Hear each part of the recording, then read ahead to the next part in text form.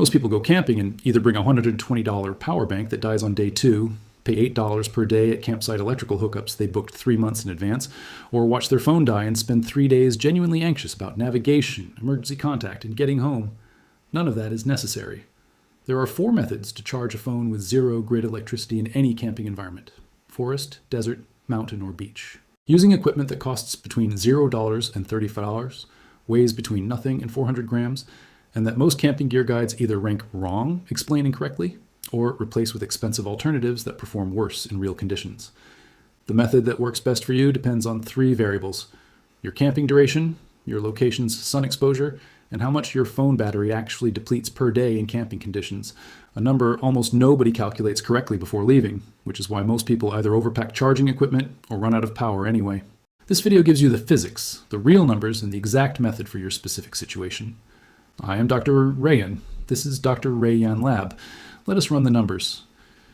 Before the methods, understand what you are actually solving. Your phone battery is measured in milliamp hours, mAh.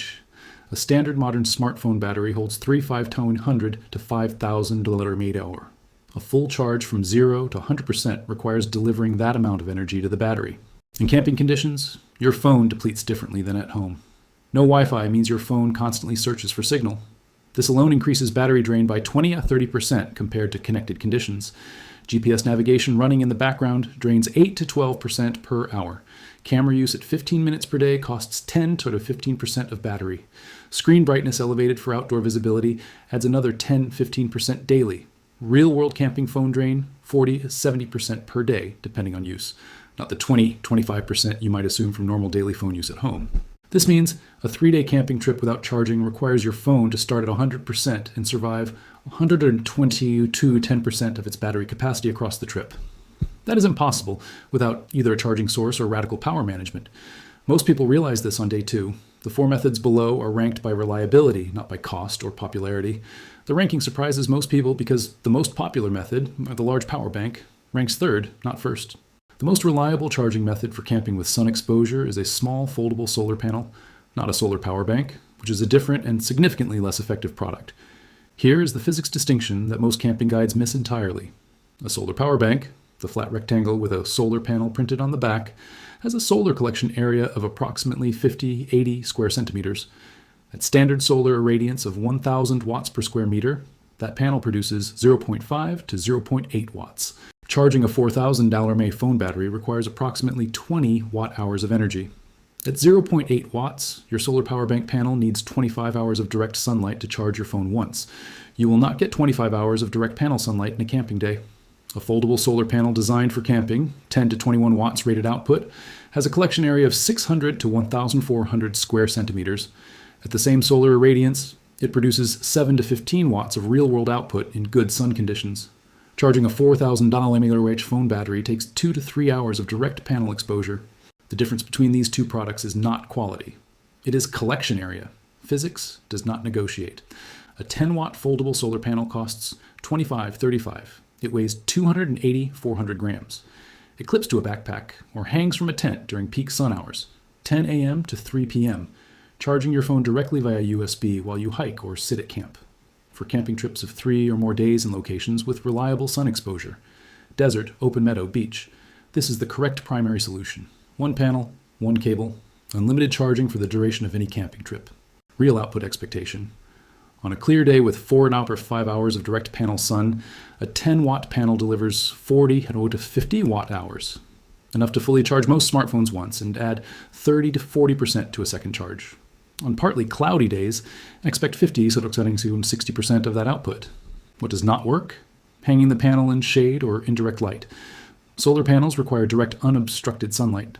A panel in tree shade produces 10% of its rated output, effectively nothing useful. If your camping involves fire, which it does for most traditional campers, a thermoelectric generator placed in or around your campfire produces USB electricity from heat with 0 additional equipment, 0 weight beyond the device itself, and works at night and in overcast conditions when solar panels cannot. Thermoelectric generators use the Seebeck effect. When 2 dissimilar conductors experience a temperature difference across their junction, they generate electrical voltage proportional to that temperature difference. Place one side of the device in fire heat, the other side in ambient air, and the temperature differential generates current. Camping thermoelectric chargers, products like the BioLite camp stove or standalone thermoelectric USB generators, produce 2 to 10 watts from campfire heat. At 5 watts, continuous output during a 2-hour evening fire, you generate 10 watt-hours, approximately 25-30% of a full phone charge per fire session. This is not a standalone solution for heavy phone users. It is a highly reliable supplementary method that adds meaningful charge every evening regardless of weather conditions. Cost. Standalone thermoelectric camping chargers cost $20-$45. The BioLite camp stove integrates cooking and charging in one device at $130. Justifiable if you cook on it, expensive if you only need the charging. Real output expectation. 2 hours of established campfire with thermoelectric device correctly positioned, one side in flame proximity, one side in air, delivers 8 to 12 watt-hours, consistent and weather independent. Power banks are the most popular camping charging solution and the most frequently purchased at the wrong capacity, which is why they are ranked third despite being the simplest solution. The calculation most people skip: your phone battery capacity in mAh multiplied by the number of days camping, multiplied by your estimated daily drain percentage, divided by 0.85, charging efficiency loss, equals the minimum power bank capacity you need. Example, 4,500 mAh phone, 4-day trip. 60% daily drain, 4,500 x 4 x 0.60, 10,800 mAh needed from the power bank, divided by 0.85 efficiency, 12,700 mAh minimum power bank capacity. Most people bring a 10,000 mAh power bank for a 4-day trip and wonder why they run out of charge on day 3. A correctly sized 20,000 mAh power bank for a 4-day trip costs $25-$35, weighs 450 grams, and requires no sunlight, no fire, and no technical knowledge to operate. Limitation: it is a finite resource. A 20,000 mAh power bank covers approximately 4 days of moderate phone use for one person. For longer trips or 2 people sharing, capacity requirements double. Power banks also lose 15-20% capacity in cold temperatures, relevant for mountain camping where overnight temperatures drop below 10 degrees C. The correct use case for power banks: trips of 1 to 3 days, or as backup capacity combined with solar or thermoelectric primary charging. Hand crank emergency generators, compact dynamo devices that convert rotational mechanical energy to USB electricity, are the correct solution for one specific camping scenario: multi-day trips in dense forest or consistently overcast environments where solar panels produce insufficient output and campfires are prohibited due to fire danger regulations. The physics is straightforward. A hand crank generator with a dynamo rated at 5 watts requires you to crank continuously to produce that output. In practice, sustained comfortable cranking produces 2 or 3 watts. Charging a phone from 0 to 50% requires approximately 10 watt-hours, meaning 3-4 hours of continuous cranking for a half charge. This is not a comfortable solution. It is an emergency backup solution. Real output expectation: 10 minutes of vigorous cranking produces approximately 0.4 or 0.5 watt-hours, enough to make 2 to 3 phone calls or send a series of text messages. Not enough for meaningful battery percentage gains with casual use. Cost $15-$25, weighs 150-250 grams. The correct use case: emergency communication capability when all other charging methods are unavailable. Every camping kit should have one regardless of other charging methods. It is the only option with zero dependency on sun, fire, or pre-stored energy. Here is exactly which method to use based on your situation. Weekend camping, 2 days, reliable sun, 10-watt foldable solar panel, no power bank needed, cost $30, weight 350 grams. Weekend camping, 2 days, forest or overcast, $10,000 power bank, cost $20, weight 220 grams.